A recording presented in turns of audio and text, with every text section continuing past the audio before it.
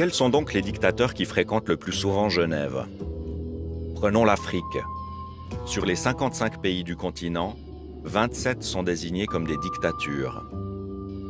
Parmi les autocrates qui les dirigent, l'un sort du lot. Paul Biya, le président du Cameroun. À 86 ans, il règne sur son pays depuis 1982. Réélu 6 fois avec des scores soviétiques, il pourrait briguer un 7e mandat cette année. Paul Biya aime les rives du Léman. Il y vient chaque année depuis près de 40 ans. Son épouse Chantal l'accompagne pour son shopping et pour faire soigner son impressionnante coiffure. Vous n'avez pas trop froid? Non. Non, ça va? Ça va.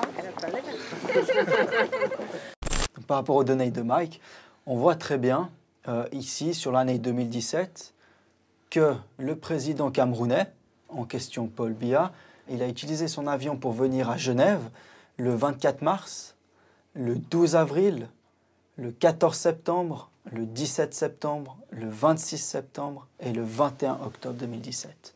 On voit bien également que sur ces dates-là, il est arrivé un tel et tel jour et il est parti grosso modo en 10 jours et 10-15 jours après son arrivée. Donc on voit bien qu'il reste un moment. Pour la première fois, il devient possible de répertorier précisément ses allées et venues, et donc aussi d'en estimer le coût. Le président camerounais n'a pas un avion propre à lui et il est obligé de passer par d'autres compagnies en question, de compagnies d'affaires, pour utiliser l'avion à titre personnel pour ses voyages privés. Vous avez une idée de combien ça coûte, la location d'un avion comme ça? Je n'ose pas y penser. Des milliers et des milliers de francs, j'imagine. Voici la réponse. Le coût d'un vol Yaoundé-Genève aller et retour en avion de location pour une 60aine de personnes se monte à 800 000 francs.